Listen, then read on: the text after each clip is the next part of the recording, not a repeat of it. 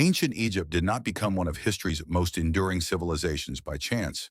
Its power rested not only on religion or military force, but on an economic system engineered to extract, store, and redistribute resources on a massive scale. Long before modern taxation or centralized states, Egypt built a financial structure capable of sustaining monuments, armies, and divine kingship for centuries. Understanding how Egypt financed its state power reveals one of the earliest examples of economic coordination in human history. The foundation of Egypt's economy was the Nile. Annual floods transformed the land into one of the most productive agricultural zones in the ancient world. This predictable surplus allowed the state to plan, measure, and control output. Grain was not just food, it was the backbone of taxation, wages, and political authority. By converting harvests into stored surplus, Egypt transformed nature into state power. Instead of monetary taxes, Egypt relied on in-kind taxation. Farmers delivered a portion of their harvest directly to the state.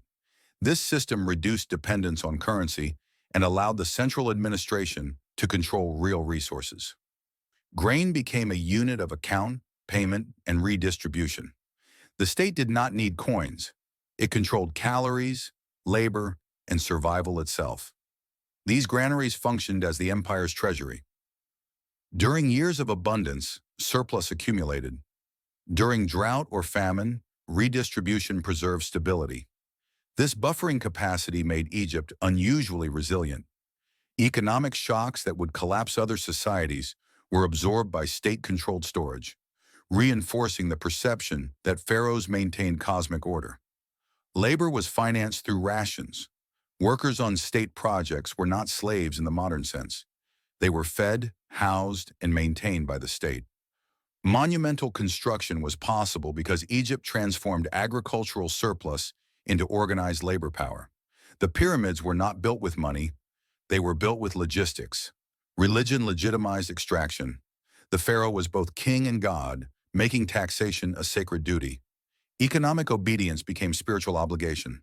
Temples acted as financial institutions, managing land, labor, and surplus. The boundary between faith and finance did not exist. Both reinforced centralized authority. External trade supplemented internal production. Gold from Nubia, timber from Lebanon, and luxury goods reinforced elite power. But trade remained tightly controlled by the state.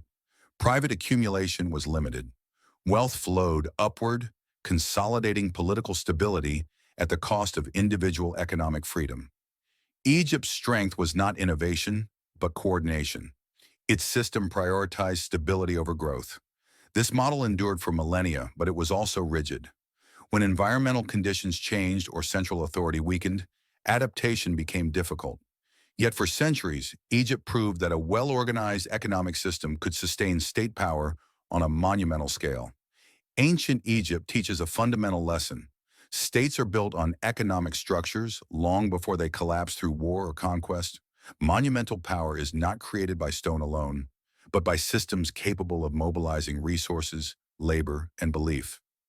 The pyramids stand not just as tombs, but as financial monuments to one of history's earliest centralized economies.